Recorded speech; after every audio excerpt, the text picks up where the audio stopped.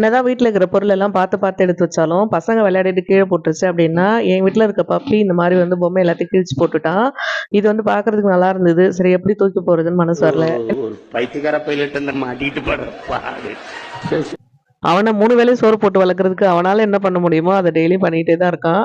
சரி என்ன பண்றது அப்படின்னு சொல்லிட்டு கையாலே வந்து தைக்க ஆரம்பிச்சுட்டேன். தச்சு முடிச்சதுக்கு அப்புறம் நல்லா தான் இருந்தது. ஹாய். ஃபைனலாக தச்சு முடிச்சதுக்கு அப்புறம் பார்க்கறதுக்கு இந்த மாதிரி தான் இருந்தது. வாஷ் பண்ணிட்டு யூஸ் பண்ணிக்கலாம் அப்படின்னு சொல்லிட்டு எடுத்து வச்சுட்டேன். இன்னைக்கு வந்து பார்த்தீங்கன்னா சாட்டர்டே தான். மீன் வித்துட்டு இருந்தாங்க. ரொம்ப நாள் ஆச்சு மீன் வாங்கி. ஸோ அதனால வந்து மீன் வாங்கியிருந்தேன். நல்லா ஃப்ரெஷ்ஷாகவும் உயிரோட எடுத்துட்டு வந்திருந்தாங்க. வாங்கிட்டு இன்னைக்கு வந்து ஃபிஷ் வச்சு சமைக்க ஆரம்பிச்சிட்டேன். காலையில் வந்து நைட்டு செஞ்ச சாப்பாடு இருந்தது, அதுதான் சாப்பிட்ருந்தோம். ஒரே மாதிரி லஞ்ச் தான் ரெடி பண்ணியிருந்தேன். ஒரு சைடு வந்து ஃபிஷ் ஃப்ரை ரெடி பண்ணிட்டு இருக்கேன். இன்னொரு சைடு வந்து பார்த்தீங்கன்னா குழம்பு ரெடி பண்ணிட்டு இருக்கேன். இந்த 2 ரெசிபியுமே மீனாஸ் லைஃப் ஸ்டைல் சேனலில் வந்து கண்டிப்பாக போஸ்ட் பண்ணுவேன்.